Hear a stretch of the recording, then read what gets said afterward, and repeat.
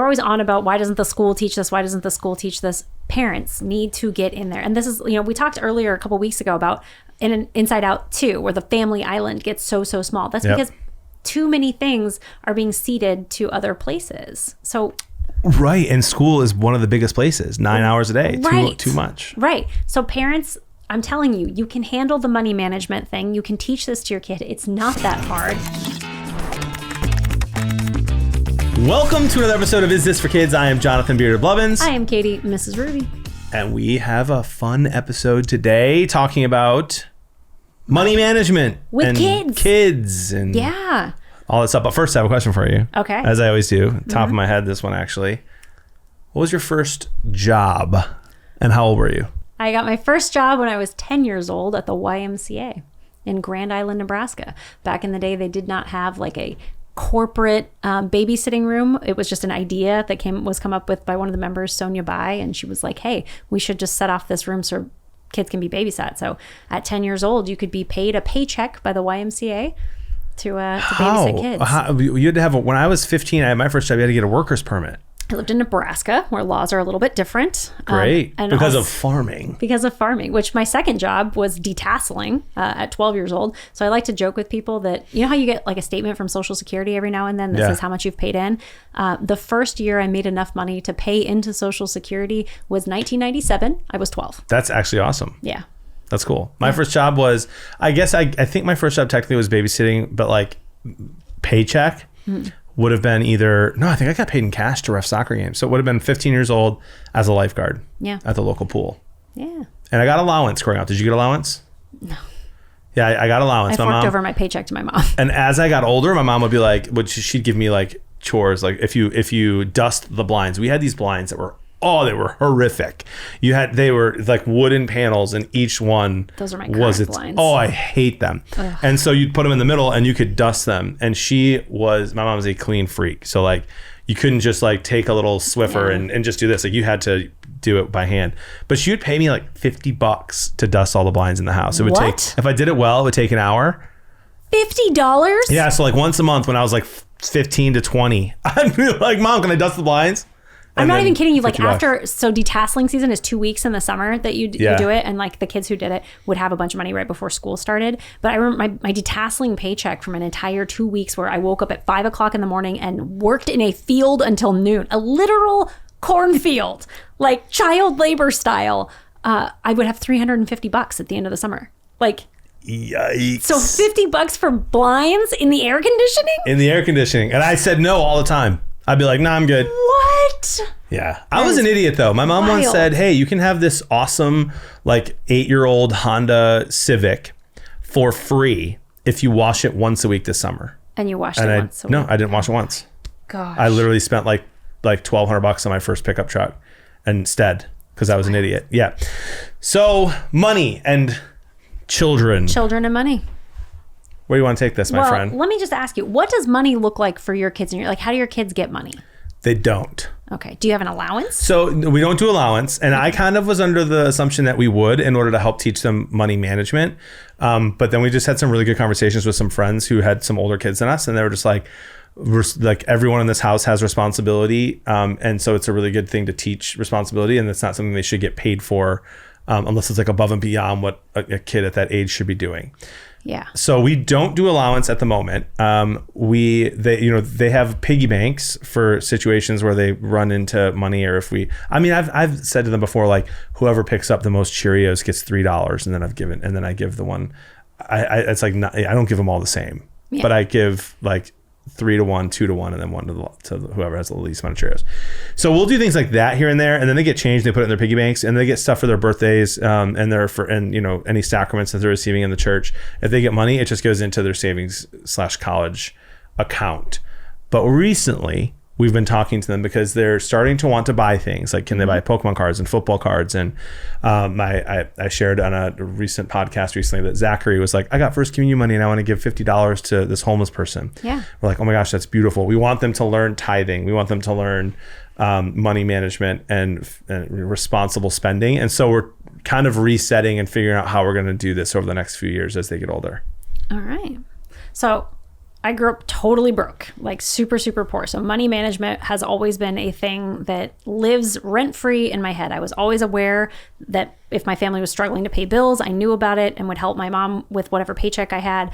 I was just always super aware. I bought my own car from when I was a kid. When I was in high school, whatever age you buy a car. So like I did that myself.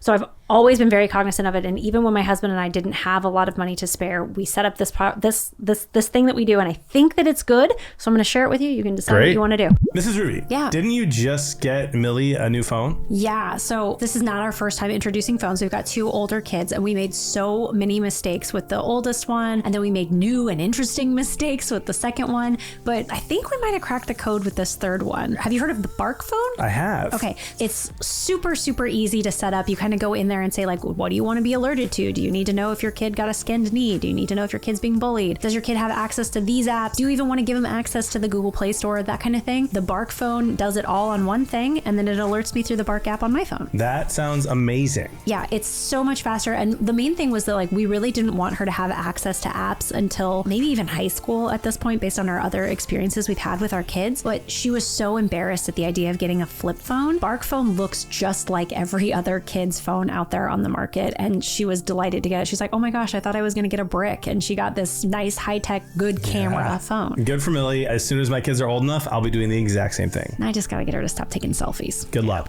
So every kid for their first birthday, the present they get from Luis and I is a savings account with $52 in it. $1 for each week of their life. What they would have had for their that year. Because you have to have $50 to open a savings account. So it's $52. And then the rest of the time, or the rest of their life, basically, we contribute $1 for each year of life that they will have had on their next birthday. So like from 1 to 2, they get $2 a week that gets deposited on payday. So if they're going to be 2 on their next birthday, they get $4 deposited bi-weekly into that savings account. When they're 10, they should have, if they've never touched it, so like if they break an iPad, they have to pay for it out of that that savings account, that kind of thing. But so when they're 10, they get their debit card. We open a checking account for them using $50 from their savings account. And then now their money, that allowance gets capped at $10 a week. So the most they can get is $20 per paycheck. So once they turn 10, then they now get $10 a week in their savings and $10 a week into their debit card. And the debit card is there so that when they get birthday money from grandma's checks, they deposit it directly in there. And then we talk about, are you going to split that with your savings? How much of that are you going to save? And they often, they don't have the ability to transfer their money from their savings to their checking unless they go through a parent, and they have to discuss why they want to do that. So kind of talk to us so that they're not just draining their savings account, but then also they're able to have their own money and spend it. And then when they go to soccer games or whatever that they need to pay admission for, it's easier to transfer the money to them once they have that. And then when they get their first job, so we've had 2 kids now with their first jobs. My son's first job is the same as my first job. He works at the YMCA, which is great. Babysitting, that's incredible. Well, no, he's actually a swim instructor, but he helps teach kids to swim. Yep. Very cute. Anywho, when they get their first job, they are expected to split their paycheck between their savings account and their checking account. So we always ask, how much of that are you going to be saving? And we help them to transfer that money over. And then there is an expectation, like you said, about having some sort of charitable contribution from their money, because it is their responsibility to be good stewards of the earth and the community that we live in. Both of our kids, for me, my husband and I, we give to our church. Both of my kids don't know of any other charities beyond our church, but they get to pick which ministry within the church they want to support. And universally, so far, it has been the donut ministry. So they just every week, my daughter's awesome. I got paid $200 this paycheck. Here's $20 in the donut fund, and that's that. Which is cute and fun, but the goal is for the kids to be able to understand money and be able to work with it. That's a great idea. Yeah. I like that a lot. I don't think I would change any of that. Yeah. So we haven't implemented. They have savings, and we put money in and all that kind of stuff. Mm-hmm. And my oldest is 9, so even under your plan, he wouldn't be able to open that checking account yet with 50 and start splitting. So we can do all that. I like it. It's just smart. I did not know how to manage money growing up. Yeah. I did not. It's one of the things I complain about all the time now as an adult about school. You should leave school and you should know how to cook. You should know how to do some handy things around the house, and you should know how to manage money and maybe even a little bit about taxes. Yeah. Those are things that like hit you like a brick when you leave high school and you don't know how to do any of those things. And so I like your idea. I think it's really good. And I can talk to Jody about implementing some of it. Yeah. One of those things that you hear on, it's like a meme that people love to share. It's not even a meme. It's just annoying. It's complaining, where people are like, I graduated high school and I definitely know the Pythagorean theorem, but I can't pay my taxes. Like, that is not the high school's job. That is your parents' job. Parents. The taxes? Yeah. Oh, I disagree. You need to teach your kids how to manage money. Sure. How to, like, who taught you to do your taxes? I learned from an old man at the library, because I went to the library and got help from volunteers of people who worked there. And that worked for me. So like when I do taxes, I sit with one kid. One kid has to sit there and watch me do taxes so that they're at least familiar with the concept. That is the role of parents. You teach your kid to be a decent human being. I'm with you, but high schools are there's so many things they're teaching in high schools that they shouldn't be, that are parents' jobs, that if they're gonna start teaching something that is a parent's job, like let it be things like tax, like things that would actually help you, right? Maybe, but like health class, come on now. Well, that should definitely be being taught by parents. Right. That's what I'm saying. But the school does it. So instead of doing that, maybe they should help with taxes. But the whataboutism doesn't help anybody. It helps me. If you're like, oh, if you're going to teach that, then you should teach this other thing. No, just make the school day shorter. Just send the kid home. Yeah, but I was how do I put this? My parents tried to do that with me, but I was like, I was not listening. So it's my fault. To the taxes? Yeah, any of those life skills. So like I learned how to cook. I'm really good at cooking because my dad taught me to cook, and he's a really good cook. But like, taxes, student loans. Like when I went to go get my first ever student loan, I literally filled it all out, and my mom signed it. And like she regrets signing it. We should have looked at it more. It was a horrible loan for me. But like I didn't stop and ask them to walk me through it. But if I would have had to pass a test at school, at least I may have known something. See, but think of all the things you learned in high school that you don't know jack diddly squat about anymore. You're just proving my point. No, I'm not. I'm telling you. No, you are. School's the horrible. Things my mom taught me. School, not for kids. Just kidding. Kind of. Okay. But like the things my mom taught me stay with me. My mom taught me how to put a needle through, to thread through a needle. Like that is a skill that I use all the time to fix my kids' clothes and things like that. I remember these things that my mom taught me, but I don't remember, I don't know, something random that I learned in high school. I don't remember much of anything. You don't remember in order the Bill of Rights.